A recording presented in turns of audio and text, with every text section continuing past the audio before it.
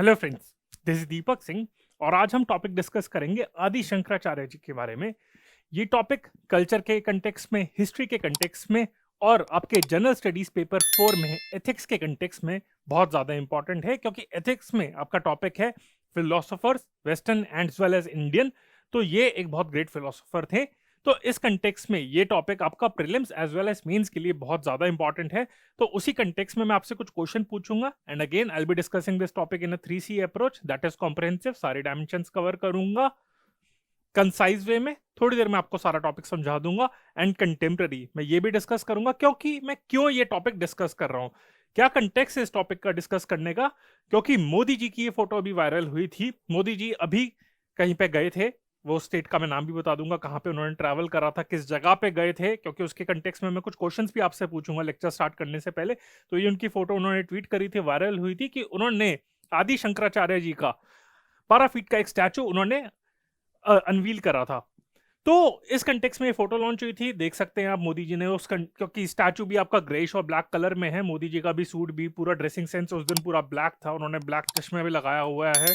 अंदर की खबर तो ये भी कहा जाती है कि उनके भक्तों ने गाना भी गाया था, काला चश्मा जचता है जचदा गोरे मुखड़े थे।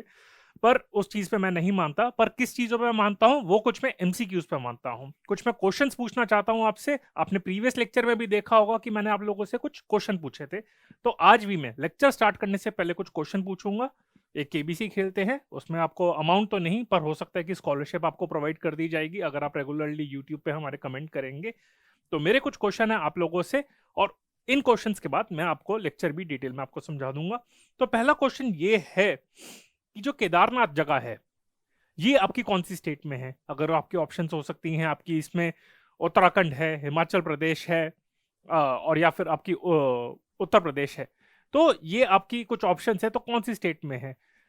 कंफ्यूजन नॉर्मली यहाँ पे होगी हिमाचल प्रदेश और उत्तर प्रदेश में होगी, पर द करेक्ट आंसर इज आपका उत्तराखंड। ये थोड़ा इजी लग सकता है कि लगता है कि उत्तराखंड को वैसे भी मोदी जी ने जैसे ट्वीट करा था लैंड ऑफ ऋषिज कहा जाता है। इलेक्शंस भी आने वाले हैं कुछ टाइम में, तो इस कंटेक्स्ट में भी शायद विजिट हो सकती है, और वैसे भी उन्हें ये स्टैचू भी अनवील करना था। ये क्वेश्चन थोड़ा इजी हो सकता है, पर अगला क्वेश्चन स्लाइटली थोड़ा डिफिकल्ट हो सकता है। अगर मैं ये पूछूं कि केदारनाथ, जो आपका मिनी चार धाम यात्रा में भी एक जगह मानी जाती है आपकी, केदारनाथ सॉरी, तो केदारनाथ के ऊपर एक और क्वेश्चन है कि कौन सी रिवर पे केदारनाथ आपका लोकेटेड है। अगर इसमें कुछ ऑप्शंस दी जाए तो आप क्या आंसर देंगे। तो करेक्ट आंसर इसका है आपका मंदाकिनी रिवर, जो इटसेल्फ एक ट्रिब्यूटरी है आपकी अलकनंदा रिवर की। तो मंदाकिनी रिवर के बैंक्स पे केदारनाथ आपका लोकेटेड है। एक और क्वेश्चन पूछता है, रिवर की बात हुई तो रिवर पे एक और क्वेश्चन भी मैं आपसे पूछ लेता हूँ कि पेरियार रिवर, ये थोड़ा वैसे शायद इजी होगा, कि पेरियार रिवर आपकी कौन सी स्टेट में लोकेटेड है, और Periyar river is the longest river of which state. अगर इसमें मैं साउथ इंडियन स्टेट्स के नाम दे दूं आपको, कर्नाटका हो गया, तेलंगाना हो गया, तमिलनाडु हो गया, या फिर केरला हो गया, तो इसका करेक्ट आंसर क्या होगा। इसका करेक्ट आंसर है आपका केरला। तो केरला की सबसे लॉन्गेस्ट रिवर है ये ध्यान रखिएगा। तो ये आपके रिवर्स के कंटेक्स्ट में क्वेश्चन हो गए। अब मैं आपसे अगर ये क्वेश्चन पूछूं, ये आपका जनरल स्टडीज पेपर 4 के कंटेक्स्ट में भी है या फिर कल्चर के कंटेक्स्ट में भी इंपॉर्टेंट है, कि आदि शंकराचार्य जी कौन से स्कूल ऑफ फिलोसफी के साथ एसोसिएटेड थे, with which Indian school of philosophy was आदि शंकराचार्य जी एसोसिएटेड। अगर उसके कुछ ऑप्शन है, न्याय, सामख्य, योगा और वेदांता, या फिर मैं कहूं तो इसमें क्या आंसर होगा। तो करेक्ट आंसर है आपका Vedanta, and to be specific Advaita Vedanta. आपके 6 Indian Hindu school of philosophy में देखा जाए तो आपके 6 हिंदू स्कूल ऑफ फिलोसफी माने जाते हैं, जिसमें से मैंने कुछ ऑप्शन दी थी। तो करेक्ट आंसर है अद्वैत वेदांता, इसके साथ एसोसिएटेड थे, ये इन्होंने प्रोपोगेट करा था। ठीक है। इनके अगर मैं गुरु के बारे में पूछूं तो कौन इनके गुरु थे, इसमें ज्यादा ऑप्शन तो क्या दूं, पर इसमें अगर मैं आपसे डायरेक्टली क्वेश्चन पूछूं तो कौन इनके गुरु थे। ठीक है। तो इसमें करेक्ट आंसर है, इनके गुरु का नाम था गोविंद भागवत पद। इनके बारे में मैं डिस्कस करूंगा। और गोविंद भागवत पद के जो गुरु थे उनका नाम था गौड़पद आचार्य। गौड़पद आचार्य। तो ये एक लीनियज आप मान सकते हैं कि गौड़पद आचार्य, फिर उसके बाद है आपके गोविंद भागवत पद, और उनके डिसाइपल है आदि शंकराचार्य, जिनका नाम हम सबसे ज्यादा सुनते हैं। तो ये कंफ्यूजन हो सकती है, क्योंकि कंफ्यूजन में मतलब यूपीएससी ऑप्शंस में दोनों इनके ऑप्शंस दे सकती है, गोविंद भागवत पद कि डायरेक्ट गुरु कौन थे इनके। तो ये इसमें गोविंद भागवत पद इनके डायरेक्ट गुरु थे, उनके गुरु थे गौड़ पद आचार्य। ठीक है, एक और क्वेश्चन इन्हीं पर्सनालिटी से मैं पूछ लेता हूं कि दशनामी संप्राद्य, आपका संप्राद्य जो है आपका दशनामी संप्राद्य, इनमें से किसने फाउंड करा था? अगर मैं ये पूछूं तो इसका करेक्ट आंसर क्या होगा? आदि शंकराचार्य जी, उन्होंने इसकी स्थापना करी थी, इस संप्राद्य की। ठीक है, अब एक और क्वेश्चन है जिसके मुझे चांसेस लगते हैं कि काफी ज्यादा आने के चांसेस हैं, कि मैं आपको 4 ऑप्शंस दे रहा हूं, उन 4 ऑप्शंस में से कौन सा एक मठ नहीं है जो आदि शंकराचार्य जी ने एस्टैब्लिश नहीं करा था, कि जिसकी स्थापना 4 मठ उन्होंने एस्टैब्लिश करे थे अक्रॉस इंडिया। उन्होंने अपने सेंटर्स थे कि अद्वैत वेदांता को प्रोपोगेट करेंगे, तो उन्होंने 4 मठ एस्टैब्लिश करे थे। अब मैं जो आपको 4 ऑप्शन दे रहा हूं उसमें से एक मठ नहीं है, अब वो कौन सा है? तो ऑप्शंस है पुरी, श्रृंगेरी, द्वारका, केदारनाथ। पुरी, श्रृंगेरी, द्वारका और केदारनाथ, इसमें से कौन सा मठ नहीं है? अब जो न्यूज आई है उसमें ये हुआ था कि केदारनाथ में इस स्टैचू की स्थापना करी थी, यहां पे हम अनवील करा है, तो सबको नॉर्मली लगेगा कि केदारनाथ आपका आंसर होगा, आपका इसका होगा केदारनाथ, तो पक्का इसका आंसर होगा ही, मतलब एक मठ होगा ही। द्वारका भी लगता है शायद होगा, श्रृंगेरी और पुरी में हो सकता है कंफ्यूजन हो जाए, बट करेक्ट आंसर इज कि केदारनाथ इसमें से मठ नहीं है जो इन्होंने स्टैब्लिश करा था। केदारनाथ में इन्होंने संन्यास लिया था, मतलब इनकी डेथ हुई थी वहां पे। जो मठ इन्होंने स्टैब्लिश करा था आदि शंकराचार्य ने, वो केदारनाथ की जगह था आपका ज्योतिर्मठ, वो भी उत्तराखंड में है। तो उत्तराखंड में आपका ज्योतिर्मठ भी है, केदारनाथ भी है, पर केदारनाथ मठ नहीं है आपका। केदारनाथ में इनकी डेथ हुई थी, वहां पे इन्होंने आपके अंतिम प्राण इन्होंने अपने इनके निकले थे। ज्योतिर्मठ इन्होंने एस्टैब्लिश करा था। ठीक है, तो 4 मठ है आपके। अगर नॉर्थ से स्टार्ट करें तो ज्योतिर्मठ हो गया, साउथ में जाएं तो आपका श्रृंगेरी हो गया, कर्नाटका में हो गया आपका। फिर आपका अगर वेस्ट में जाएं आपका, तो आपका द्वारका हो गया, और अगर ईस्ट में जाए तो आपका पुरी हो गया। तो ये कुछ प्रोबेबल क्वेश्चंस हैं जो निकल सकते हैं। अगेन आपको लग रहा होगा कि छोटा सा टॉपिक है, हम इसको क्यों डिस्कस करें, शायद अब आप लोगों को समझ आएगा कि हमने क्यों डिस्कस करा है। और मेंस की कंटेक्स्ट में भी कुछ पॉइंट्स है, वो भी मैं डिस्कस कर लेता हूं आपसे। तो फ्रेंड्स, अब हम पढ़ते हैं इस टॉपिक के बारे में। ऑलमोस्ट मैंने सारे पॉइंट्स तो वैसे आपके साथ डिस्कस कर दिए, अब एक स्ट्रक्चर्ड वे में मैं आपको सारा समझा देता हूं। ठीक है, तो मैंने आपको बताया था 3C अप्रोच, जिसमें कंटेम्प्रेरी है। तो किस वजह से हम पढ़ रहे हैं इसको टॉपिक को, कि मोदी जी ने, जैसे मैंने आपको फोटो भी दिखाई थी, 12 फीट का एक स्टैचू आदि शंकराचार्य जी का अभी अनवील करा था। कहां पे? केदारनाथ में। ठीक है, जहां पे माना जाता है, वैसे इसमें भी डिबेट है कि उन्होंने कहां पे समाधि ली थी, मतलब समाधि मतलब उनकी डेथ कहां पे हुई थी। यही कहा जाता है कि बड़े जो स्पिरिचुअल गुरु होते हैं या फिर जिनको भगवान की उपाधि दी जाती है, उन्हें यही कहा जाता है, या फिर बहुत बड़े इंसान होते हैं तो कहते हैं कि उन्होंने समाधि अटेन करी थी वहां पे एट द एज ऑफ 32। इनका लाइफ स्पैन सिर्फ 32 साल का था।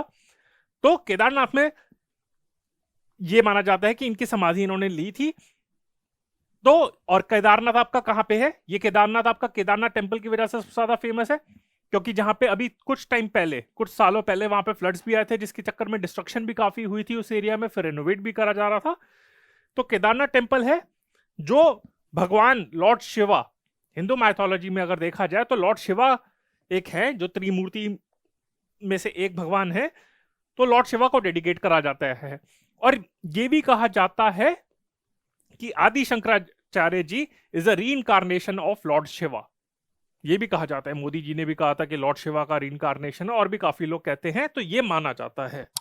ठीक है, तो ये जो टेंपल है that is dedicated to lord Shiva, और ये कहां पे लोकेटेड है? It is located on the Garhwal Himalayas, Garhwal Himalayas range near the Mandakini river. तो ये रिवर इंपॉर्टेंट है इन उत्तराखंड। तो ये तो एक हो गया आपका किस कंटेक्स्ट में हम डिस्कस कर रहे हैं, और उसके साथ ही मैंने आपको कुछ ज्योग्राफी के रिलेटेड पॉइंट बता दिए। साथ में अब इनके बारे में एक स्टेप बाय स्टेप अप्रोच से फॉलो करते हैं और पढ़ते हैं कि इनकी लाइफ के बारे में। तो ये एक इंडियन फिलोसोफर थे जो 32 साल तक ही, मतलब इनका लाइफ स्पैन सिर्फ 32 साल की एज में इन्होंने समाधि ली थी, इनकी डेथ हो गई थी, and he lived in the 9th century AD. 8th and 9th century AD. माना जाता है, अगेन इट इज डिबेटेबल, पर माना जाता है कि 788 टू 820 एडी के बीच में ये रहे थे। और इनका जो जन्म हुआ था वो कहां पे हुआ था? मैंने आपसे पेरियार रिवर के बारे में क्वेश्चन पूछा था, वो किसी रीजन के चक्कर में पूछा था, क्योंकि he was born in Kalady village on the bank of Periyar which is the longest river in Kerala. ये भी आपका हो गया। फिर उन्होंने अपना घर छोड़ दिया, काफी यंग एज में उन्होंने छोड़ दिया था, और फिर उन्होंने काफी ज्यादा ट्रैवल करा। फिर नर्मदा रिवर के बैंक पे उन्होंने अपने गुरु से मिले, उन्होंने उनको सन्यासी एक जो होता है आपका रिचुअल होता है उसमें इनिशिएट करा, और उसके बाद उनकी स्पिरिचुअल जर्नी स्टार्ट हुई। उसके बाद उन्होंने कहा, फिर अद्वैत वेदांता के बारे में उन्होंने पूरा प्रोपोगेट करना चाहा, और उन्होंने ऑल ओवर इंडिया, आपका केरला तो हो गया, कश्मीर हो गया, असम में हो गया, गुजरात हो गया, कहीं भी जगह लीजिए, उन्होंने ऑल ओवर इंडिया पूरा ट्रैवल करा। उन्होंने क्या करा, जो भी आपके रिलीजियस स्कॉलर्स थे, हिंदुइज्म के हों, बुद्धिज्म के हों, जैनिज्म के हों, उनके साथ उन्होंने बात करी, डिस्कशन करी, डिबेट करा, और ये कहा जाता है कि उन्होंने उनको अद्वैत वेदांता के लिए कन्विंस कर लिया था। क्योंकि एक टाइम पे कि बुद्धिज्म और जैनिज्म, स्पेशली बुद्धिज्म, इंडिया में काफी ज्यादा आपका प्रेवलेंट था और हिंदुइज्म डिक्लाइन पे था। तो आदि शंकराचार्य को कहा जाता है, क्रेडिट दिया जाता है कि रिवाइवल ऑफ हिंदुइज्म स्पेशली, और अगर अद्वैत वेदांता के बारे में बात करें या फिर वेदांता स्कूल ऑफ फिलोसफी के बारे में बात करें, तो इनको क्रेडिट दिया जाता है रिवाइवल, क्योंकि इन्होंने पूरा ट्रैवल करा, डिस्कोर्स दिए, वहां पे डिबेट करा, डिस्कशन करी। तो इस चक्कर में आपका अद्वैत वेदांता एंड हिंदुइज्म आपका पूरा फैला, दोबारा से रिवाइव हुआ इंडिया में। And ultimately it is believe that he attend समाधि एट केदारनाथ, जो मैंने आपको बताया था, जहां पे अभी स्टैचू अनवील करा है। Again the statue was unveiled at Kedarnath, not at Jyotirmath, उसके ऊपर भी आते हैं। फिर मैंने आपसे गुरु के कंटेक्स्ट में कुछ क्वेश्चन पूछे थे, तो आदि शंकराचार्य जी के गुरु कौन थे? गोविंद भागवत पद, ये इनके गुरु थे, ठीक है। और जब इन्होंने अपने गुरु से मिले थे, वहां पे नर्मदा रिवर के बैंक्स पे अपने गुरु से मिले थे, एंड जब मिले थे फिर उनके साथ डिस्कशन हुई, इन्होंने डिसाइपल अपना माना, एंड देन ही कमीशनड आदि शंकराचार्य टू राइट भाष्य, यानी कि कमेंट्री ऑन ब्रह्मसूत्र। तो ये कहा जाता है कि ब्रह्मसूत्र भाष्य इज एट्रीब्यूटेड टू आदि शंकराचार्य। तो ब्रह्मसूत्र के ऊपर उन्होंने कमेंट्री लिखी थी, और उसके बाद उन्होंने अद्वैत फिलॉसफी या फिर अद्वैत वेदांता की फिलॉसफी को पूरा स्प्रेड करना शुरू करा। एंड गोविंद भागवत पदा के गुरु कौन थे? ये भी मैंने आपसे पूछा था, गौड़पद आचार्य। ये एक इंपॉर्टेंट पॉइंट निकलता है। तो जैसे आपको एक पता है कि अगर वेस्टर्न स्कूल ऑफ फिलोसफी में देखा जाए तो आपके पहले सोक्रेट्स आते थे, फिर प्लेटो आते थे, फिर एरिस्टोटल आते थे। उसी तरीके से आपकी जो सीक्वेंस है, क्रोनोलॉजी है, लीनियज है, आपकी क्या बात करेगी? लीनियज इज द वैसे इनकरेक्ट वर्ड, वैसे बात करें, पर क्रोनोलॉजी देखा जाए तो गौड़पद आचार्य टॉप पे थे, उसके बाद इनके डिसाइपल आए गोविंद भागवत पदा, और उसके बाद उनके चीफ डिसाइपल आए आदि शंकराचार्य। और ये भी कहा जाता है कि अद्वैत वेदांता जो स्कूल ऑफ फिलोसफी है that is attributed to him, but जो सबसे ज्यादा स्प्रेड करा वो आदि शंकराचार्य ने करा था। ठीक है, ये सबसे उनके मतलब ओरिजिन यहां से शुरू हुई थी, स्प्रेड सबसे ज्यादा इन्होंने करा था। ठीक है, आई होप आपको ये सारा समझ आ गया हो। अगर कभी आपको कुछ डाउट हो तो आप कमेंट सेक्शन में आप हमसे पूछ सकते हैं, और भी हमारे सोशल मीडिया प्लेटफॉर्म पे इससे रिलेटेड हमारे डाउट पूछ सकते हैं आप। अब हमने बात करी थी, कुछ मठ के बारे में बात करी थी, तो एक और मैंने आपसे कुछ क्वेश्चन पूछा था, दशनमी सांप्रदाय। तो ये एस्टैब्लिश करा था, यानी कि हिंदू मोनास्ट जो होते हैं, मोनास्टिक आपके होते हैं, यानी कि इसके बारे में अगर ब्रीफली बताऊं तो क्या होता है, 10 नामी, 10 नाम, नेम्स। तो जो भी आपके वहां पे हिंदू मॉन्क्स होते हैं जिनको सन्यास लेना होता है, तो और इन्होंने जो ये 10 नामी संप्रदाय इन्होंने शुरू करा था, तो वो क्या है, एक हिंदू स्कूल है, तो उसके अंदर कोई भी मॉन्क होता है, तो इन्होंने हिंदू मॉन्क्स को 10 नाम के अकॉर्डिंग वहां पे डिवाइड कर दिया गया था, 10 नाम दिए गए थे, और उन्होंने कहा था कि ये ऐसे मोनास्टिक होते हैं जो अकेले भी ट्रैवल कर सकते हैं, ऐसा नहीं है, या फिर किसी के मठ के साथ जुड़ भी सकते हैं। अगर उन्होंने कहा अगर किसी मठ के साथ जुड़ना है तो 4 मठ उन्होंने एस्टैब्लिश करे अक्रॉस द कंट्री, 4 मठ हर एक डायरेक्शन में, नॉर्थ, साउथ, ईस्ट, वेस्ट। ठीक है, तो जो भी हिंदू मॉन्क्स थे इस संप्रदाय के अंदर, तो उन्होंने उनको 4 मठ के अकॉर्डिंग ऑर्गेनाइज करा गया था, जो अद्वैत वेदांता को स्प्रेड करेंगे। अब ये 4 मठ कौन से हैं? अगर हम नॉर्थ से स्टार्ट करें तो ज्योतिर्मठ है, ये आपका उत्तराखंड में है, जिसके ऊपर मैंने आपसे कंफ्यूज करने के लिए आपसे क्वेश्चन पूछा था। साउथ में जाए तो श्रृंगेरी हो गया कर्नाटका में, केरला नहीं, यहाँ पे कर्नाटका है, ठीक है, श्रृंगेरी हो गया। फिर आपका वेस्ट में जाए तो द्वारका हो गया गुजरात, और अगर आपका ईस्ट है तो यहाँ पे पुरी हो गया उड़ीसा हो गया। यहाँ पे ईस्ट में कंफ्यूज करने के लिए वो आपसे पूछ सकते हैं कामाख्या की जगह, या फिर कामरूप हो गया आसाम में हो गया, वो भी पूछ सकते हैं। वहां पे भी उन्होंने विजिट करी थी, पर एस्टैब्लिश उन्होंने मठ करा था पुरी में, उड़ीसा में। तो ये आपके मठ इन्होंने एस्टैब्लिश करे थे। इसके ऊपर एक क्वेश्चन आने के चांसेस काफी ज्यादा प्रोबेबल है, ठीक है। अब ये हो गया मठ के बारे में हो गया। अब हम बात करते हैं कि एज अ ऑथर ये बहुत ही ज्यादा, इनको काफी ज्यादा टेक्स्ट, यहाँ पे इंडियन एक्सप्रेस का जो आर्टिकल जो मैंने मेनली रेफर करा था उसके according 116 work 116 works are attributed to Shankaracharya. पर अगर और सोर्सेस पढ़े, विकिपीडिया पढ़े या फिर कुछ भी सोर्सेस पढ़े, एनसीईआरटीज पढ़े, तो numbers vary from one source to another. कोई कहता है 100, कोई कहता है 200, कोई कहता है 300, 400, 500, कितने लोग भी कहते हैं। पर ये कंजर्वेटिव नंबर है कि around 100 works are attributed to him which are authored by him, ठीक है। जो सबसे ज्यादा माना जाता है वो ये है कि भाष्य, यानी कि कमेंट्रीज ऑन उपनिषद, ब्रह्मसूत्र जिसका नाम है ब्रह्मसूत्र भाष्य, और गीता के ऊपर इनकी कमेंट्रीज थी। साथ में कुछ पोइट्रिक वर्क्स यानी कि पोइटिक वर्क्स हो गए, यानी कि पोएम की फॉर्म में जो वर्क्स हैं जो इनको एट्रीब्यूट करे जाते हैं, वो है आपका मनीष पंचकम, सौंदर्य लहरी और विवेक चूड़मणि। ये 3 वर्क्स है, ये भी इनको एट्रीब्यूट करे जाते हैं, माना जाता है कि ये इन्होंने लिखे। पर इस पे भी डिबेट कहा जाता है कि सौंदर्य लहरी और मनीष पंचकम ये इन्होंने लिखे नहीं है, बट कहा जाता है कि इन्होंने लिखे हैं। और साथ में यह भी कहा जाता है कि इन्होंने शंकर स्मृति इन्होंने लिखी थी, which was authored to establish the social supremacy of Namboothiri Brahmins.